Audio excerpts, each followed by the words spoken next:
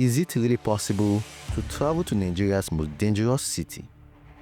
And not just that, one of Africa's most militarized regions. Soldiers are everywhere. Filming openly in the region is dangerous. Shehu. This is Maiduguri, the birthplace of Boko Haram, the group that gave Nigeria one of the worst reputations in the world. Boko Haram staged a failed uprising against the Nigerian government, conflict that's killed more than 30,000 people and displaced millions more. So, the big question is, how dangerous is it really today? It's like someone getting wounded and then he's in the process of recovery. But what if I told you it is not exactly what you think? What if I show you a side of Maiduguri the world never talks about? We don't use normal electricity. I mean the best in Nigeria. Wow, what makes you say that? Because of the location. Location. How? Maiduguri has this before Lagos. Believe me, from the things you've heard, 90% will be proven, 99% will be proven wrong. And the most shocking part, in this same region, something is being built that could change Africa's future, making Nigeria the home of the very first of its kind on the continent. So, let me take you with me. Maiduguri, my brother. Maiduguri is not easy to reach. It is in the far northeast of Nigeria, a place most people will never dream of visiting because of what they have heard. But I decided to come anyway, to disobey the media, and honestly, what's the worst that could happen? To get here, I flew from Lagos to Abuja, then finally to Maiduguri, the capital of Borno. At the moment I landed, this city felt different. This is the airport, Maiduguri. This road is clean. So this is my driver. Maybe I still end up.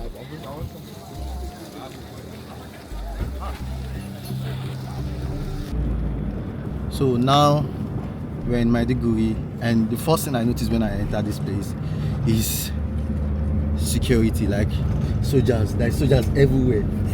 Yeah. Maybe soldier be that. Soldier, military cordon. Soldiers everywhere, checkpoints, thugs, and every security. There's somebody feel military person. No, it's not possible due to security reasons. Okay, you cannot film them. Yeah, not possible. And I see military vehicle. I'll just off my camera because I don't want trouble.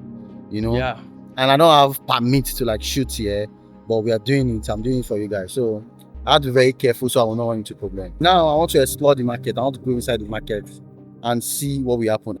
So for the next few hours, I'll be walking throughout the city, meeting people, and show you the side of Maiduguri that I could never imagine you could see.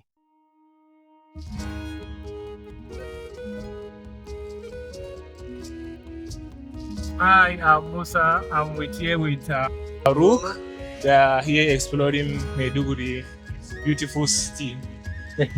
So Musa, how is Maiduguri now? Like, how's Maiduguri like? I think Maiduguri is very, very fine and very, very beautiful. People used to call Maiduguri home of peace, and still is home of peace.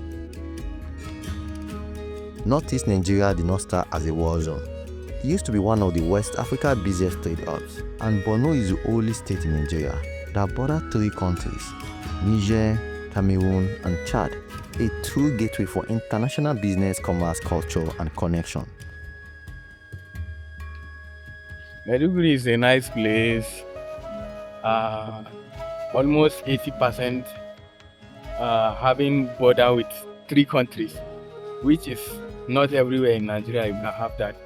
But that same geography made it a target.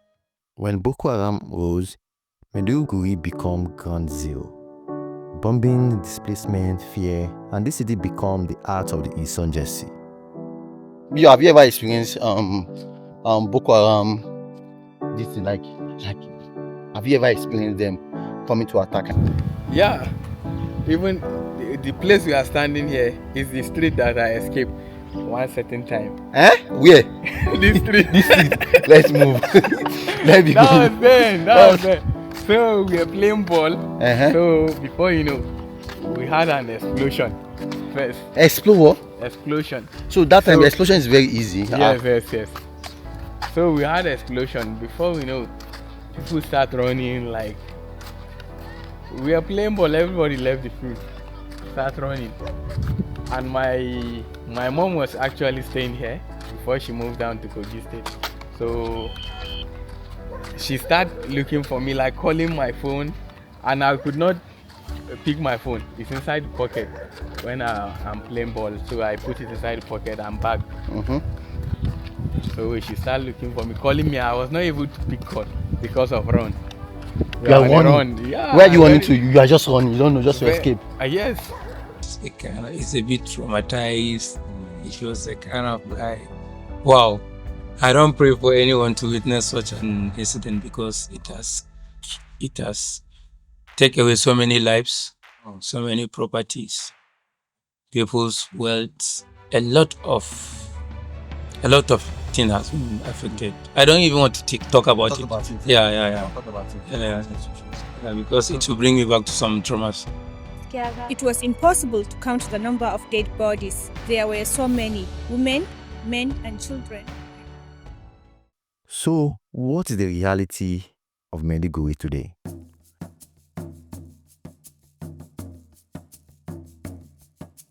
Well, so Maiduguri before the insurgency is one of the best places you can live in. And that spirit is beginning to come back to life now, post-insurgency. We have a lot of infrastructure coming back because of the increasing number of population in the capital, especially Maiduguri. So it's kind of, that's why you see a lot of flyovers now in Maiduguri because of the traffic is really increasing. But the economy is kind of really improving. Maiduguri is coming back to life faster than a lot of Nigerian states. Maiduguri is not like other states. We also have gas power plants. We don't use normal electricity. We use gas power plant, which is constructed by the NMPC. And one of the things that shocked me most, this city is pioneering renewable power taxi cars, built by an indigene right here in Maiduguri. I'm seeing something, I don't know, that is just a new innovation in Nigeria. They are using electric taxi in Maiduguri. Now I can't imagine this, to be honest. And it's even more cheaper than the keke napep, this yellow thing that you are seeing. So I want to also try it and see how the inside look and how much it really costs. They even have bus like Borno Express. This solar taxi is 100 naira. 100 naira. Yeah, napep is 200. Solar taxi is 100 naira, and then this bus is 50 naira. I can see it. So they are more cheaper. They are more cheaper. Yeah. And that's nice for Maiduguri to be like this. This is just to help the poor. You know, you can. This is the sign that showing that you can live in Maiduguri without stressing yourself. Everything is cheaper, more cheaper than everywhere. Are you going? Yes. Now I'm in electric car here in Maiduguri. Maiduguri, they told you not to come. They are even using electric car. Just imagine. 320 kilometers. Wow. After you can recharge. After I can recharge again. Mustafa Gajibo, he is indigene of Borno. He is the first person to start doing these electric vehicles here in Borno. So down from him, then we started using electric vehicles. You know, from him is a very big achievement. So the car are outside. This is what they used to charge it. The car is outside. See the car here. They will come and recharge it. And guess what? It's very cheap. Very cheap. Next 2 to 3 years to come, this Borno will be more than lot of states here in Nigeria. We are changing the narrative. Not all the time people will be thinking Borno, we are suffering insurgency. Borno is a peaceful place now. And I also visited one of the most stunning mosques, the King Palace. And this is the part the world never really shows. Yeah, this palace is the palace of Shehu of Borno. We call it Shehu of Borno. That's the Shehu's palace. And it's the most beautiful. Some people say it's the most beautiful in the complete northeast. and this place has a lot of stories, and this place lasts for over years. Wow. It has been existing like this. But this is beautiful. Yeah, These yeah. mosques, Yeah. everything together. They have been constructing this mosque, I think, almost 2 to 3 Shehus Wow. pass, and successfully these Shehus completed the mosque. It's one of the largest mosques in Nigeria. Yeah, yeah. One of the Most beautiful and most largest. As you see the architecture, the designs. Only photographer knows how this mosque is beautiful. To be honest, if you see it, even if you are not a photographer, if you see it, you're going to love it. Yeah, yeah. To be The honest. patterns, the work of art. I think, oh, you want to snap picture? Yeah.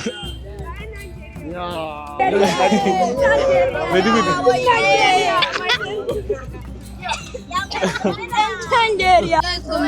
to Maiduguri. Welcome to Maiduguri. Welcome to Maiduguri. Welcome, you're highly welcome. In Maiduguri, we always welcome visitors here in Maiduguri. What type are you? Yes, What type are you? Kanuri. Kanuri. How do I say welcome to Maiduguri in Kanuri? Uso Kendero, Yerwaru. What do you say again? Uso Kendero, Yerwaru. So, I want to learn how to say welcome to Maiduguri in Kanuri. Kanuri and Nijo. You can even say it, Uso Kinshoro, Maiduguri. Uso Kinshoro, Yerwaru. Uso Kinshoro. Uso Kinshoro, Yerwaru. Yerwaru. Yes. Kinshoro, Yerwaru. You're welcome to Maiduguri. Maiduguri, Yerwa Pato. Yerwa Pato. Beyond the headlines, there are families, there are kids chasing footballs, and there are communities that refuse to die.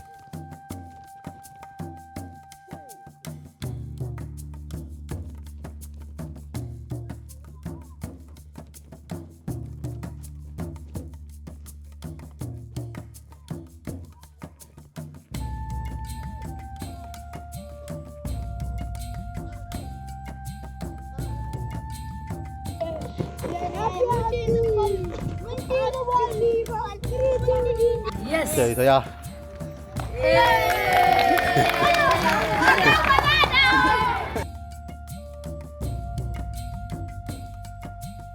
And did I mention the food? Northeast Nigeria is one of the Africa's biggest rice producer. And here, meals are cheap, fresh, and plenty. So now, we want to go and try a restaurant in Borno. I need to eat something. I've been touring around since and I've not even tried anything. So, let's see how fancy restaurant looks in Borno. So, let's go and eat something. Take me to your favorite restaurant. Think about it. This is what people are gonna see. So, take me to your favorite restaurant. Like, I know their food is sweet because I'm gonna judge it. It might not be about look that much, but I know that their food is like, you know.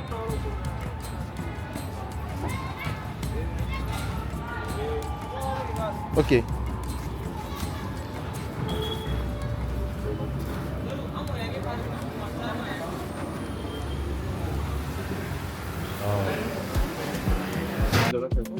Rice, beef, there's chicken. What's this one? That's beef, abi? 6,000. Wow, that's so cheap. That's so cheap.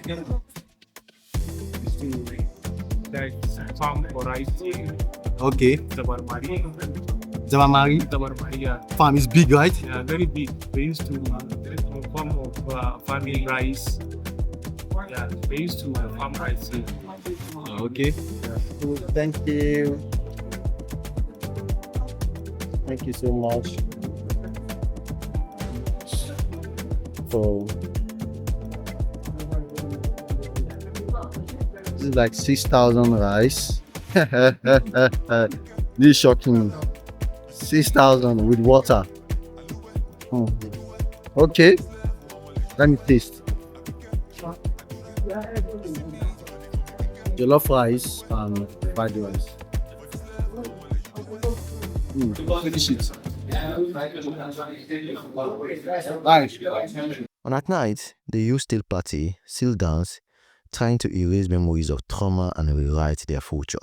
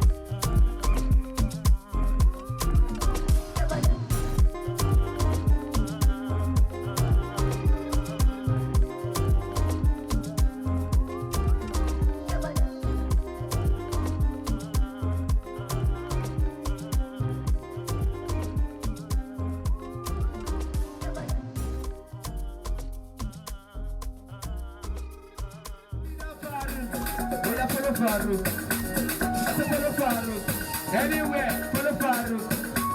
Give it love, we go love. Give it love, I go love.